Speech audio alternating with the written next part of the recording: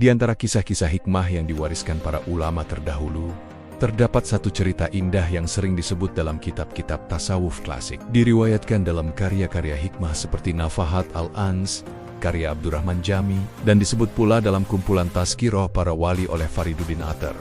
Kisah ini berkaitan dengan seorang ulama besar tabi'in, Hasan al-Basri, dan seorang hamba sederhana, seorang tukang daging, yang diam-diam menorehkan amal besar tanpa pernah dikenal dunia. Begini kisah selengkapnya. Di kota Basra yang damai pada masa tabi'in, hiduplah seorang ulama besar bernama Hasan al-Basri. Ia dikenal karena kata-katanya yang lembut namun menusuk hati, juga karena ketajaman hatinya dalam memahami rahasia kehidupan. Namun suatu malam, sebuah peristiwa tak biasa datang kepadanya, peristiwa yang kelak membuka mata kita tentang arti keikhlasan dan kasih sayang yang sejati. Malam itu, Hasan al-Basri tertidur dalam keheningan. Dalam tidurnya, ia melihat mimpi yang begitu jelas. Malaikat menyeru nama seseorang, bukan seorang alim, bukan seorang pejuang besar, bukan pula seorang kaya. Malaikat menyebut nama seorang tukang daging, menyatakan bahwa ia termasuk di antara penghuni surga. Terbangunlah Hasan dengan perasaan heran dan takjub. Ia merenung panjang, bertanya dalam hatinya, siapakah gerangan tukang daging itu? Apa yang membuatnya mencapai derajat setinggi itu di sisi Allah? Kegelisahan itu tak hilang, hingga akhirnya Hasan memutuskan untuk mencari tahu. Hari pun berganti. Hasan berjalan menyusuri jalan-jalan Basra, menanyakan nama yang ia dengar dalam mimpinya. Setelah beberapa waktu, ia menemukan rumah kecil di sudut kota. Di sanalah tinggal seorang tukang daging sederhana bersama ibunya yang telah renta dan sakit-sakitan. Malam itu, Hasan mendekati rumah itu dengan perlahan. Dari celah jendela, ia melihat pemandangan yang mengguncang hatinya.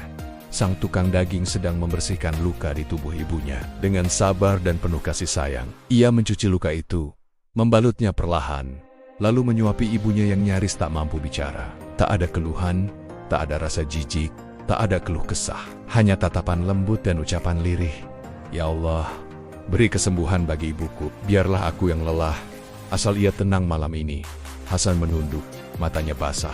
Ia sadar, ia sedang menyaksikan rahasia di balik mimpi itu. Keesokan harinya, Hasan datang dan mengetuk pintu rumah sang tukang daging. Dengan hormat, ia memperkenalkan diri dan berkata, "Wahai saudaraku, aku bermimpi bahwa namamu disebut oleh malaikat sebagai ahli surga. Apakah ada amal yang kamu rahasiakan dari manusia?"